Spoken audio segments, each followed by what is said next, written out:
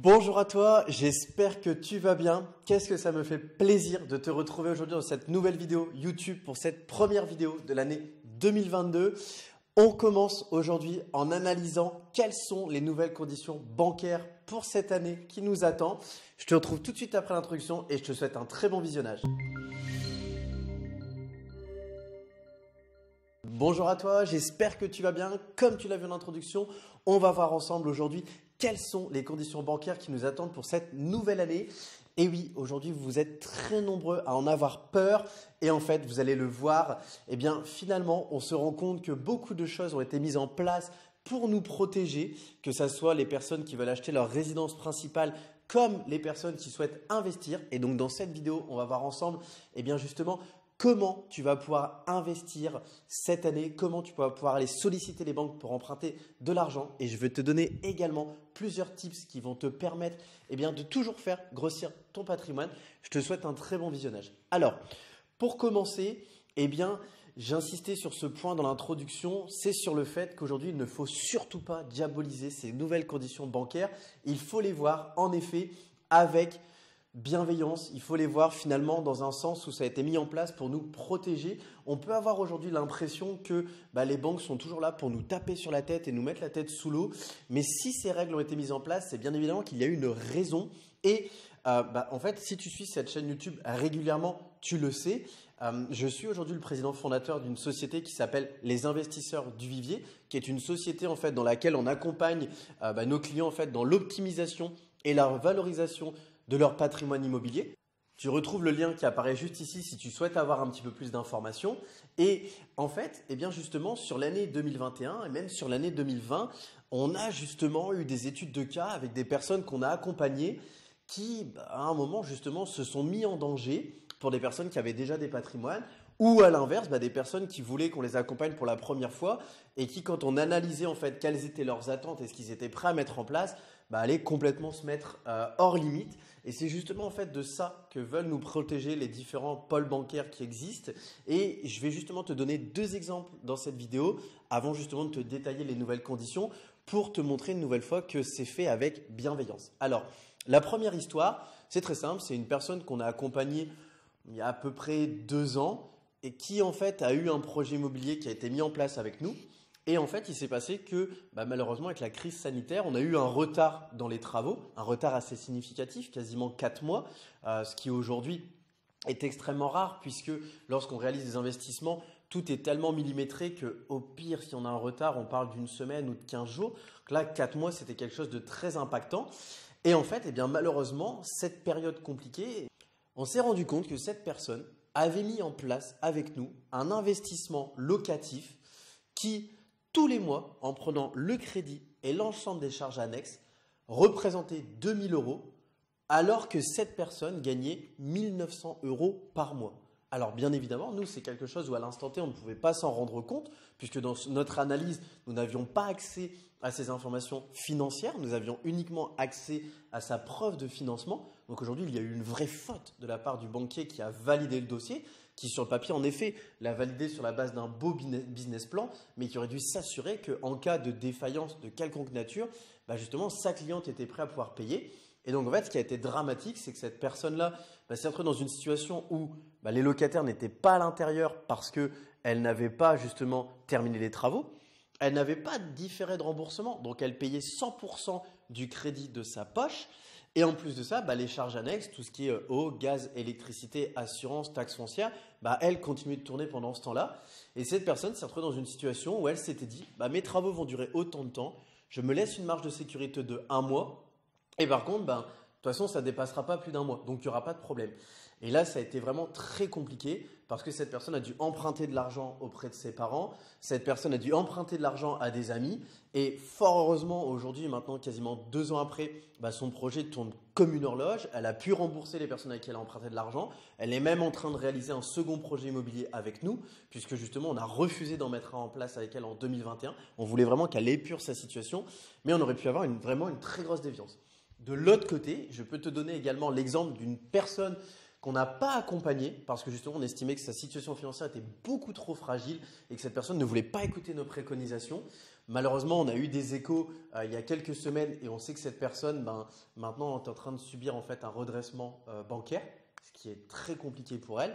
Et en fait, c'est quelqu'un qui était chauffeur de bus à la RATP, pour ne pas citer la société, qui gagnait 1 350 € par mois et qui en fait avait emprunté 400 000 € sur un premier immeuble, qui avait emprunté 400 000 € pour un second immeuble et qui avait emprunté 300 000 € pour un dernier immeuble, ce qui fait que cette personne était très fière d'avoir passé le 1 million d'euros de patrimoine, sauf qu'en fait, non seulement ce n'était pas du tout cohérent avec ses revenus en cas d'imprévu, et en plus de ça, cette personne s'est retrouvée dans une situation où malheureusement, elle a eu 3 locataires qui sont partis en même temps, ce qui fait qu'elle s'est retrouvée à devoir faire un effort d'épargne de 1 000 €, effort d'épargne qu'elle n'a pas pu faire parce que cette personne n'avait pas assez d'épargne de côté.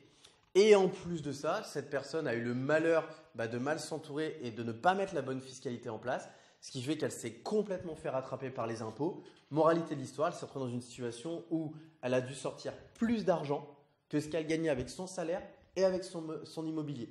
Moralité de l'histoire, si aujourd'hui cette personne avait présenté son dossier à l'époque avec les conditions bancaires que je vais vous présenter en 2022, ce dossier financier ne serait jamais passé. C'est exactement le même cas de la première histoire que je vous racontais. Si c'était présenté aujourd'hui, le dossier ne serait jamais passé ou serait passé avec les solutions que je vais vous présenter par la suite.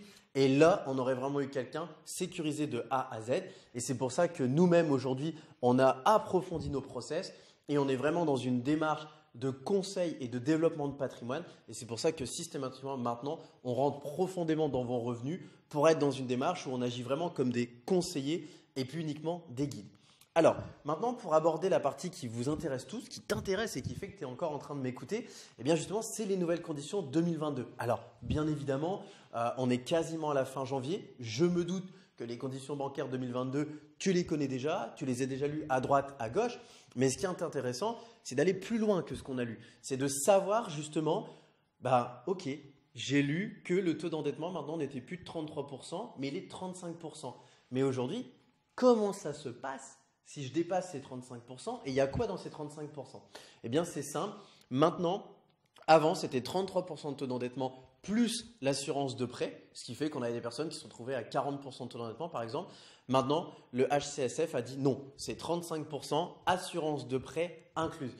Tu te doutes bien que malheureusement, si tu as des pathologies ou que tu te retrouves dans une situation où tu es avancé dans l'âge, eh bien, tu seras plus pénalisé que quelqu'un qui n'a pas de pathologie et qui vient juste de sortir de l'école. C'est quelque chose qui, malheureusement, est un petit peu castrateur pour les personnes qui avancent dans leur vie. Et de toute façon, on est tous concernés. Mais malheureusement, c'est une règle du jeu avec laquelle il faudra accepter de jouer, mais qui, pour autant, ne reste pas forcément castratrice puisque 35%, c'est quand même un beau taux d'endettement. Et surtout, derrière, il y a cette petite astuce, c'est que les montages en SCI ou les montages en société ne sont pas soumis à ce taux d'endettement. Donc, c'est-à-dire qu'aujourd'hui, quelqu'un qui a déjà de l'endettement, si c'est ton cas, qui a déjà acheté de l'immobilier à plusieurs reprises, donc c'est-à-dire que ce n'est pas ton premier projet, eh bien, tu pourras partir sur un montage en société que la banque validera assez aisément si ton projet est cohérent avec ta situation personnelle.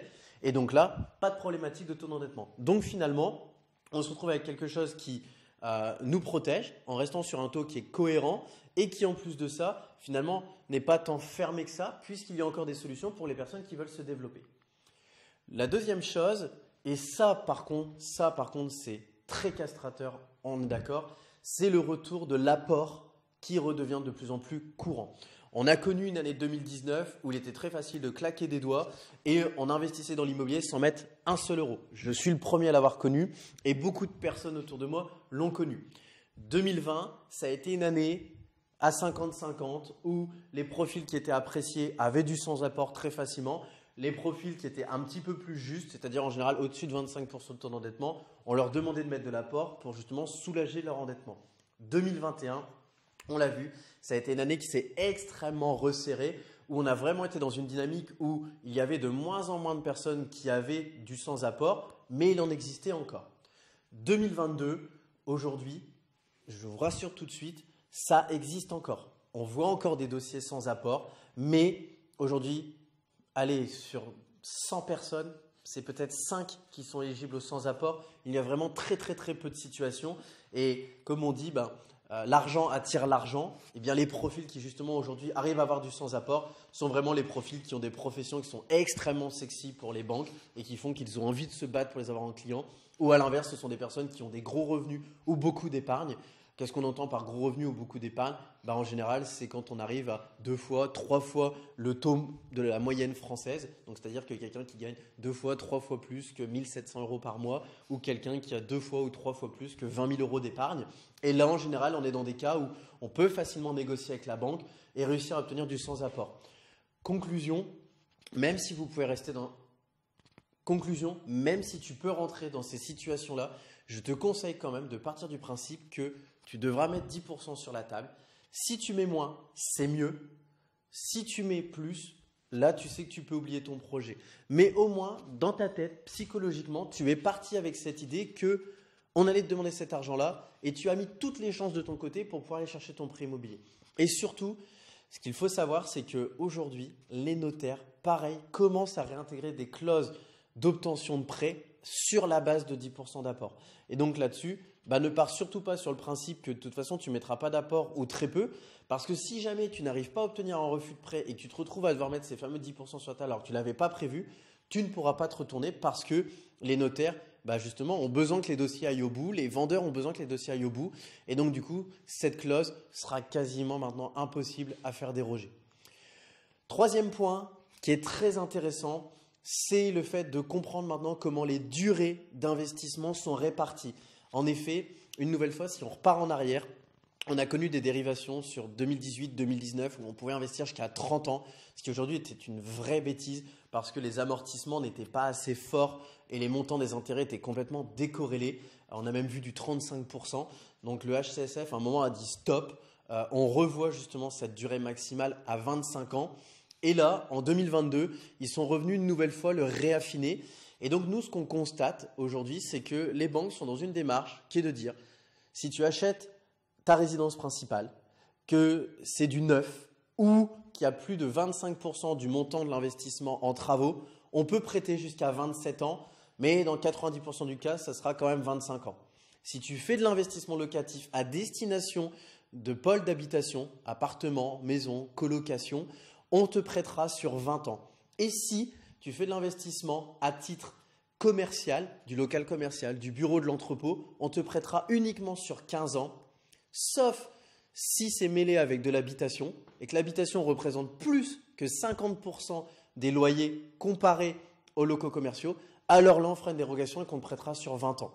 Donc ça, c'est des points qui sont importants à savoir. Pourquoi? Parce que quand tu vas arriver à la banque avec ton dossier financier, ça va te permettre tout de suite de montrer que tu sais ce que tu fais, tu sais où tu vas et surtout, tu es à l'affût justement des dernières actualités. Et ça montre vraiment que tu es très professionnel et ça te donne beaucoup d'avantages dans ta négociation avec la banque.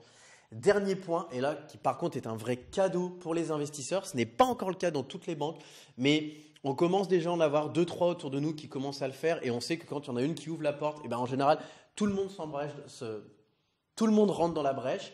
En fait, c'est le fait qu'avant, quand tu avais de l'immobilier ou quand tu étais prêt à faire un investissement locatif, les banques disaient « je vais prendre les loyers que vous percevez ou que vous allez percevoir et je garde 70% de ce montant pour calculer votre taux d'endettement ». Aujourd'hui, il faut savoir qu'on a plusieurs banques sur le marché qui vont jusqu'à 90%. C'est juste énorme puisqu'en fait, grâce à ça, on se retrouve dans une situation où les personnes qu'on a accompagnées là sur le mois de janvier, grâce à cette méthode de calcul, pouvaient aller chercher en moyenne 10% de plus qu'elles auraient pu emprunter. Sur le coup, on peut se dire que 10%, ça apparaît pas beaucoup, mais quand vous arrivez dans des sommes à 6 chiffres, de se dire qu'on va chercher 20 000, 30 000, 40 000, 50 000 € en plus, c'est énorme et ça crée des enrichissements qui sont phénoménaux et qui sont de plus en plus forts. Voilà, écoute, tu as toutes les informations pour pouvoir démarrer ton année 2022 au mieux. Comme d'habitude, je t'invite à laisser un pouce bleu et à t'abonner si la vidéo t'a plu et que tu n'es pas encore abonné. Je vous vois, bande de coquins, vous êtes quasiment 50% à regarder les vidéos et à n'être pas abonné. Vraiment, c'est quelque chose d'important. Aujourd'hui, j'estime que c'est rare d'avoir des chaînes YouTube comme celle-ci où on vous partage beaucoup de contenu d'une façon totalement gratuite et sans intérêt financier. Et de l'autre côté, une nouvelle fois, la façon de me remercier, c'est de laisser un pouce bleu et ça aide l'algorithme YouTube à se développer. C'est quelque chose qui ne te coûte rien mais qui peut apporter beaucoup. Alors je te remercie une nouvelle fois par avance. Et en attendant de te retrouver pour une prochaine vidéo, je te souhaite de très bons investissements. Ciao!